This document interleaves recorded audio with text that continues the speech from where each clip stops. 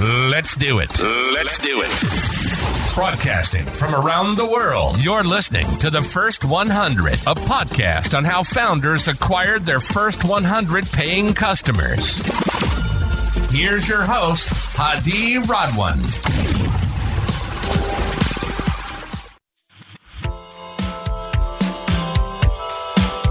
Waseem, good to have you on the show. How are you doing today? I'm great. Thanks for having me. Amazing. I'm a big fan of your newsletter. I read it quite often. Thank you. It's size-based. It's very straight to the point. And me as a startup founder, I can get the advice I need without having a mentor that's not sitting next to me, because you've done it 3 times. And the recent one that you started, Pilot, which you are the CEO and co-founder, and Pilot specializes in bookkeeping, taxes, and CFO services for high growth technology startups. And you've done 2 successful exits before that. One is Ksplice, that was sold to Oracle in 2011, and then Zulip, which was acquired by Dropbox in 2014. And so far, Pilot has raised more than 160 million to date. It's a unicorn, I believe, last time I read. So before we dive into all of this, did young Waseem exhibit any flashes of entrepreneurship early on? It's a good question. I think I always liked the idea of having my own company or doing my own thing. And it's probably because of the entrepreneurial background in my family. And you and I were talking about this a little bit before the show, which is my family is Lebanese. They all moved from Lebanon to the US in the 80s. And I mean, everyone, my parents grew up in this tiny village, and basically the entire village relocated to the US, and mostly around Cleveland in Ohio. And many of my aunts and uncles had their own businesses, and maybe it was a coffee shop or a bar or a gas station or something like that. But I think there was always sort of very deeply ingrained the kind of American dream, this idea that, you know, you could come to this country and build this new thing. And look, I was born in the US. I didn't have to face the challenges that they did, but I think seeing their examples sort of demonstrated it was possible to have your own business, to be successful at it. And I think that was always a bit of an inspiration kind of in the background. Amazing. You started Ksplice, which was a technology company that made it possible to update running Linux systems without rebooting. Then you founded another company called Zulip, which is an open source chat and collaborative software, which is, I think, an alternative to Slack. And now you're in the accounting world. So 3 distinct areas in different industries. First, how do you choose what problem to solve? But more importantly, how do you solve for industry expertise? Because I believe that your co-founders, which have been in your previous as well enterprises, none of you are CPAs. Yes, that's true. So 2 things here. First, I definitely think it's critical to start with team before you start with idea. Meaning, as you said, the 3 companies we've done have really all had kind of that same core group of people. And that was actually an important part of it, which is when we started the second company, when we started the third company, the desire was, okay, let's get the band back together. Let's first identify the founding team. Let's make sure we all want to do it. Let's all get in a room together. And then let's talk about what are we going to do together. And as you can see, we've worked on 3 very, very different things with this same core team. And so for me, it's much, much more about the team than the specific concept. I think the team is much more critical. Then for the specific concept, for each of these companies, even though they seem very different, Linux kernel updates, group chat, and accounting, the common thread was that there were problems that we ourselves very viscerally had. So the first company was based on my co-founder Jeff's master's thesis, and it was about pain that he and we had administering Linux servers. We wanted to keep them up to date so they didn't get hacked. It was a pain to come in at Sunday at 2 a.m. to reboot them. It was, in other words, we were solving a problem that we had. The second company, the same thing was true. At the first company, we had assembled this team and we said, well, look, it's actually hard to keep everyone in sync. You know, email is too slow. The existing status quo on chat isn't very good. Fine, we have this problem very painfully. We're going to solve it ourselves. And then the third company had the same formula, which is in the first 2 companies, you know, you want to spend all of your time building the product or talking to customers or getting sales or writing the code or whatever it is. And we found that we were spending all this time on accounting and legal and HR, like the back office work. and that we thought we could do it better by injecting AI, by injecting software, by actually like having the computer help out, was kind of insight one. And then insight two was, look, we and business owners or startup founders don't want a piece of software. You want someone who's actually on your team who actually gets this done for you. So we said, we're going to do this kind of unorthodox thing. We're going to hire a team of accountants who are a full-time employee of ours who sit in our offices, and we're going to build superpowers for that team. We're going to build the Iron Man suit for them. And so even though these all seem extremely different, and they are very different, the commonality between all three is that they're problems that we ourselves very, very painfully had in our previous parts of our journey. So we knew that there was a need, and we knew we could solve it. If we look at your early acquisition strategy in each of these three different companies that you've set up, tell us a little bit, how did you find these customers early on? And if you had built over your experience a certain sales playbook which has evolved, and then in Pilot you said, you know what, this is tried and tested, let's do it again, and probably it would work. Any insights that you can give us here? Yeah, so the reality is there's no silver bullet here.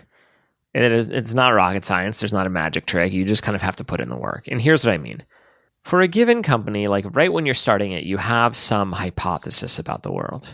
And in the case of Pilot, the hypothesis was initially startup founders are not very well served by their accounting firms today. And we have some theories as to why, like it's not very modern, it's not very tech forward, they don't really get startups, et cetera, et cetera. So we had some hypotheses. And note that the hypothesis is very specific. The hypothesis was not business owners everywhere in America have a problem with their back office. The hypothesis was very specifically technology startup founders are not well served by their existing accounting firms. They just don't get startups, they can't scale, et cetera.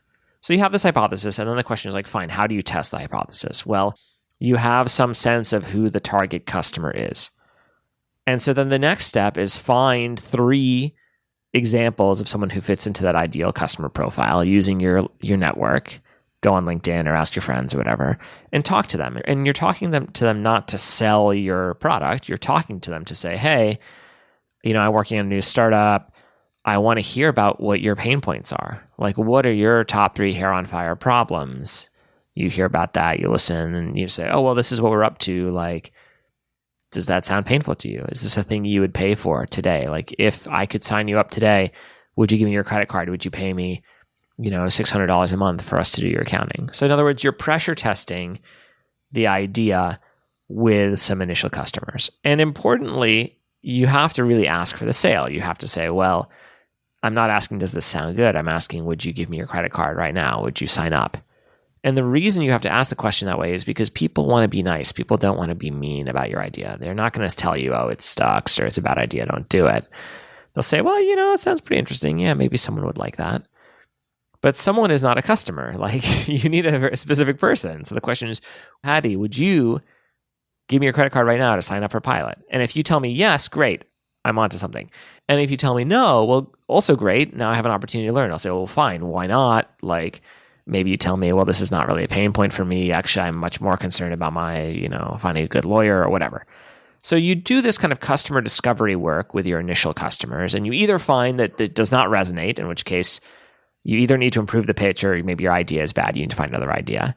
Or you find that it does resonate and then they bite. And then the final question that you're going to ask all these folks is, cool, are there other people in your network that you think I should talk to that might also have this problem? Because your customers know other people like them. And so that's really kind of how you do it, which is you get your first customer, you make the experience super good, and then you ask them basically for their 2 or 3 friends that they think might also benefit from the product or from the service. And if your thing is actually compelling, if this is really a problem they have, they will be willing to introduce you. And so to answer your question, well, how do you get these initial customers? Well, again, I don't think there's a magic trick. I don't think it's do a big launch on Product Hunt or, get a viral thread on Twitter. Sure, if you can do those things, great. Do them. But I think it's much more just put one foot in front of the other. Use your network to find your first 3 potential customers, and really treat them as advisors. Let them help you craft what it is you're building, and ask them to refer other people in their network. Because if you're doing a good job, they know other people who have this problem or have this pain. And you just kind of rinse and repeat that motion. Amazing. And this is a little bit non-scalable because eventually you would need someone next to Waseem to go out and do the same thing over and over again. So if you want to scale it from 10 to 100 customers, how would that change now? You've proved product market fit. People are willing to give you money. You've known that your product solves a pain point. Now what's next? And in the case of Pilot, of course. I sold the first 100 accounts myself. And so I think like founders should stay closer to this than people think. People think like, oh, it's working. I need to hire a sales rep. Let me scale it up. And the reason I don't like that is because let's say you hire someone new. And look, sales is hard. I have a lot of respect for the role of sales. It's a very, very tough job. And yeah, it is an art into itself. The problem in the early days, if you hire your sales rep too early and then it stops working, you're not going to know why. You're not going to know whether it's because there's something about the product or the messaging that isn't right, or whether it's, well, maybe you just hired the wrong person for the role. You won't actually be able to tell those two things apart. And you're putting a middle person between you and your customers, which are where you're going to learn so much about what's working, what's not working. I think lots of people try to go to this too early because what they recognize is this is hard. Like this is a hard job. And a little bit of them says, well, I don't really want to do it. And unfortunately, what I've learned in startups is you can't shy away from the hard stuff. You actually have to do it. And in the case of sales specifically, I think it's so healthy and so important that one of the founders get really, really, really hands-on and really involved in the sales process. I sold the first 100 customers a Pilot. And then once I had done that and once I felt like I really understood the playbook, we hired our first sales rep she was awesome. And she and I just like sat side by side. We did it together for probably the next 100 accounts before she was really off to the races. And so I think, yes, this is not scalable, but again, to get the first 100 customers, I think in some ways requires doing things that are unscalable because it's not just about getting the sale. It's about getting the knowledge and the stuff you're going to learn from engaging with these folks about what they like, what they don't like, what causes them to tell their friends, what they wish could change. All of this stuff is super valuable to you in the early days as you think about how to run the company and where to emphasize your time. Thank you for the advice. If we go back to your playbook today, how would you repeat it? If I'm today a founder listening to this, I sell enterprise solutions. Maybe I'm an engineer by nature, so sales is not easy to come. So first question is, how do you augment yourself? Where do you go and learn, or maybe resources that could help that founder augment his sales capabilities?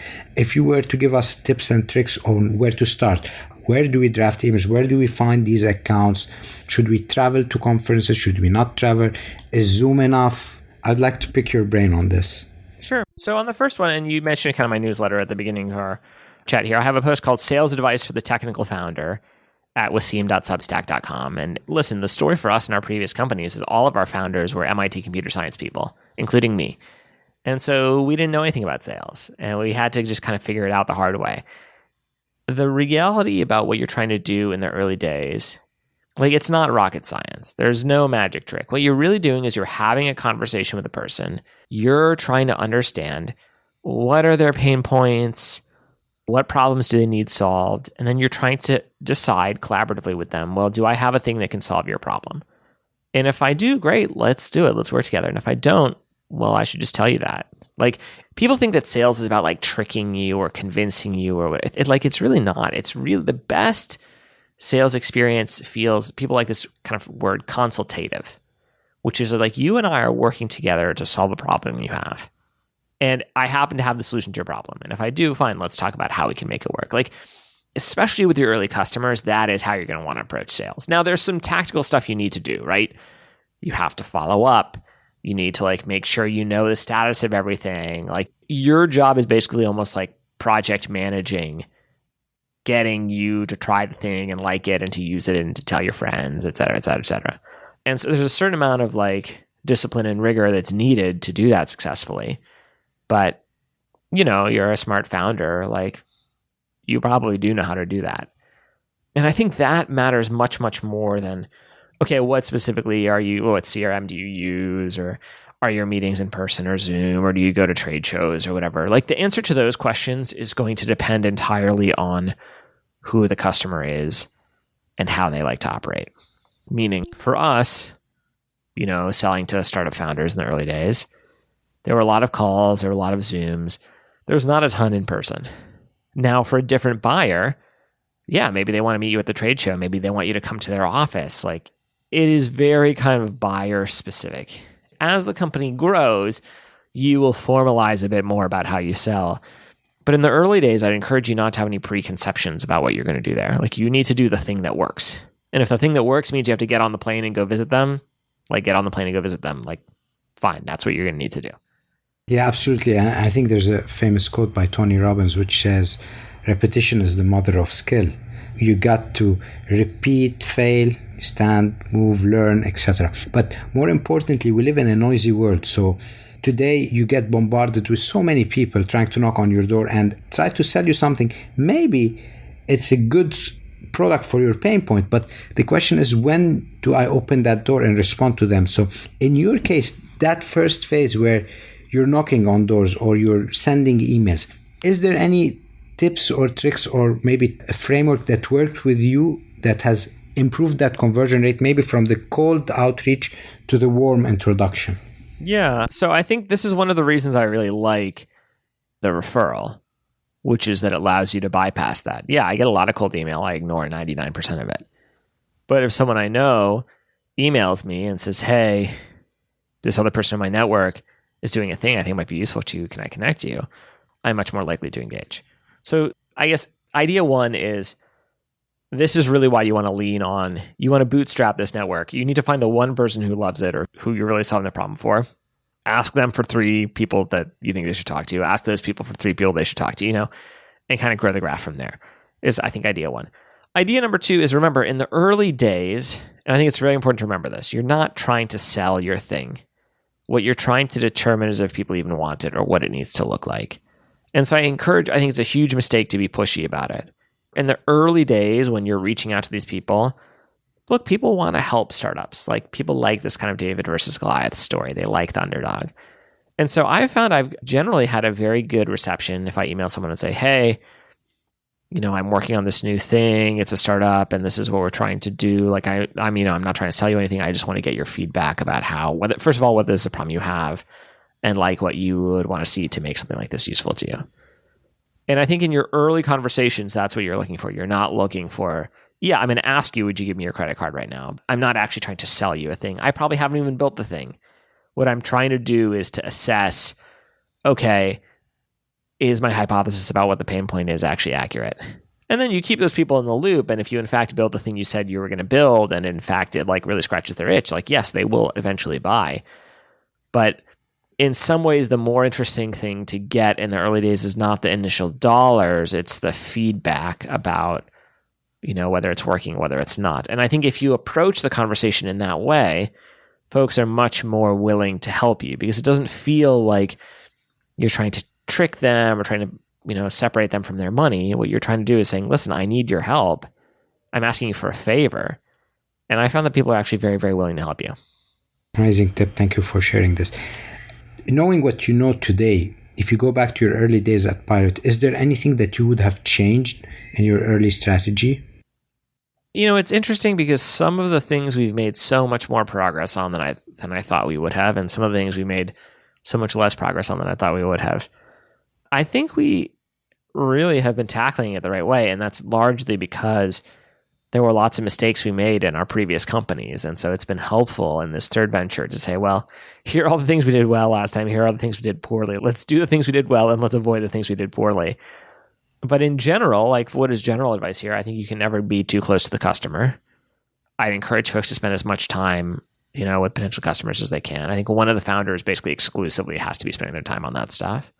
And the second is go fast. It is better to get the imperfect thing out there in the world and get people's reaction to it than to spend tons and tons of time getting it just right before showing it to the world, because you actually probably don't have it right. There's probably a lot you will learn with contact with the real world. I guess the other piece of advice is don't fall too in love with your initial approach.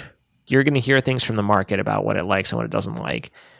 And you need to adapt to that. You need to internalize that. You need to digest it and figure out, if you're hearing consistently, no, I don't want this thing, Or this is great, but it would be even better if you did this other thing. You should listen to that. On that part of the question where you mentioned your previous companies, what did you have to unlearn from your previous approach in building startups that you didn't bring with you to Pilot? Well, the biggest thing is probably around size. Our previous companies, were like 15 or 20 people when they were acquired for each of them. Pilot is like 300 people. And there are some things that you can do when you're 10 or 20 people that you can't do when you're 300 people. There's a lot you have to learn about just managing the organization and kind of like keeping everyone aligned. Like when you're 10 people, you're basically aligned by default. Everyone sits in the same room together. Everyone knows everything. Like, you know what you're doing and why. You get that for free. When you get bigger, you have to really proactively invest in making sure people understand the why and the how and how we're doing. I think I had to unlearn skipping that stuff. In the early days, you just you don't need to do it. And as the company grows, you absolutely have to. Amazing. Thank you for sharing that. How has the Waseem of the first startup differed from the Waseem of Pilot in terms of leadership? Well, I just know a lot more. I mean, I'm still learning, obviously, but I feel like I just know a lot more about sort of what to do, what not to do. One of the big takeaways from the first startup actually is I think we were not very thoughtful about market size. Like, how big could it be if it's super successful? And really thinking through, in the first company, I think you talk to investors and what they say is, listen, if you want to be a venture-backed business, you need to be willing to do this for decades, literally decades. And you need to make this thing a multi-billion-dollar company for it to be interesting. And the first company wasn't VC-backed. We bootstrapped it. And I think I didn't really internalize or maybe didn't really believe those things, but they really are they're accurate. And I think maybe one takeaway is look, there is no right way to finance or grow your company. Just because you raised VC money doesn't make your company better than if you didn't. The thing you have to be focused on is what outcomes you're trying to achieve for the company, for your employees, and for you. Amazing. So you've raised so far for Pilot at least $160 million. Mm-hmm. What are some of the most significant challenges or hurdles entrepreneurs face after they secure money? I mean, raising money, it's not the same as success at all. What governs whether your business is successful? Well, it's whether your customers love what you do, what your metrics look like, what growth looks like, what net retention looks like, what margins look like, etc. And, having more cash on the balance sheet doesn't change any of that. If anything, it actually sort of raises the stakes on what you now have to accomplish because, you have these investors with certain expectations. You've taken on all this money. Now you're committed to deliver the thing you said you were going to. Yes, it makes stuff easier in that you have dollars to spend. But in many ways, what you have to achieve now has also significantly increased in its kind of scale or level of difficulty as well. So, it makes some stuff easier and it makes some stuff harder. And on balance, it's just different. It's not easier or harder. Do you feel at later rounds when you have more money in the bank, it becomes harder to manage that money? Because early on, you have a small seed round, where you want to get next, which is proving product market fit. You have a Series A round, you want to scale the team, and then suddenly you want to grow exponentially. You get a lot of money. Do you see that it becomes harder to get to the next point because you have so much money and you might make more mistakes? I mean, I think every new milestone is much harder, but you also have more resources. And so how does that net out? It net outs on it. It's still difficult. I don't think it gets easier. I don't think it obviously gets harder. It just gets differently hard. The techniques that got you here are not sufficient to get you to the next milestone. And that's one of the things, in some ways, that's really satisfying, but also very frustrating about kind of being the founder, being the CEO, which is you feel like you finally mastered it. And now the difficulty is doubled and your old tricks don't work anymore. And in some ways, it's you're constantly being reset. You have to learn to play the new game. Amazing. I like to ask this question on my podcast, which is related to principles. I have a newsletter called Principles Friday, where I share one principle about a founder that could help other people, in their life. What is a business principle or even a life principle that you live by that has helped you in your journey? I think really the importance of responsiveness Like if a customer emails us or a potential investor emails us or a prospect emails us or someone, like I really like us to be very prompt on getting back to them. And it's not because like fast equals good, but I think it's because it really shows, hey, I respect your time. I appreciate that you kind of have made the investment to get in touch with me and I like want to repay that. And I think people underestimate, I think, just sort of how impactful or how important that can be. Amazing. Today, entrepreneurs, as they're building their company, they happen to get anxiety because there's so many unknowns, stressful events. You've done it 3 times. Do you have any advice on how you could control this? This sounds cliche, but you have to remember that you're running a marathon and it's not a sprint. And the consequence of that is, of course, you're going to work super, super hard, but you also have to make sure to take some time to recharge, to invest in yourself so that you can continue to perform at that high level of performance. And so that does mean getting enough sleep. It does mean getting enough exercise. It does mean spending time with your friends and family. Like, it is an important part of the job for you to pay attention to that stuff too. And I think there is a temptation to neglect it. And I think for short periods of time you can, but in the long term, that catches up with you. And so for me, I think part of like staying sane while doing it is that you have to find a way to do it sustainably. And sustainably, it doesn't mean like you're going to work 30 hours a week and you're just going to like take long vacations or whatever. You're going to work hard, but you are not going to work for literally 100% of your waking hours. You need to spend some of that time on stuff that will actually recharge and replenish. What do you want your legacy to be? Oh, I don't know. I don't really care about legacy, to be honest. I think that like at the end of the day, the thing that you will care the most about is like, did you have meaningful relationships with your friends and family? And so I think it kind of goes back to my previous point, which is make sure you're not neglecting that stuff. Yeah, I meant by legacy, if you want to be remembered for one thing, let's say, what would that be? I don't know, being a nice person. Like, treating other people with respect. That's enough. Which is very hard to do these days. That's true. If you were to be transported into the shoes of a person for one day, who would you want to be in that shoe and why? Probably not current, but like Jeff Bezos, when Jeff Bezos was still running Amazon, would just be very, very interesting to see how that team operates. I think very universally regarded as an extremely high performance team and culture. And, not a perfect one, not one without its faults. But I think it'd be very, very interesting to kind of see that on the inside. That would be interesting. One last question. If you were to write a book about your life, what would the title be and why? I don't know. It's interesting because I think my proposed title is It Doesn't Matter. And the reason it's my proposed title is there's a very interesting sort of duality about your startup or just like, anything you do in your life, which is you care about it deeply. It's important. You want to succeed at it. Of course, you're a passionate, driven person. And I think the thing you have to remember is to actually perform super well, you have to give yourself time to recharge. And to give yourself time to recharge, I think requires you to also remember sometimes that while it is super important, it's not as high stakes as you think it is. Meaning, the world will not end tomorrow if you do not write that last email or if you do not sell that next customer. Those things are important, obviously. Like, you want the company to perform well. You care about your work.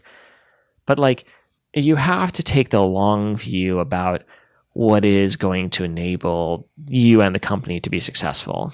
And that is, of course, working hard and working very intensely, but also remembering that like there is more to life than this particular thing, and that therefore it's important that you take some time and kind of recharge. Waseem, what's next for Pilot and yourself?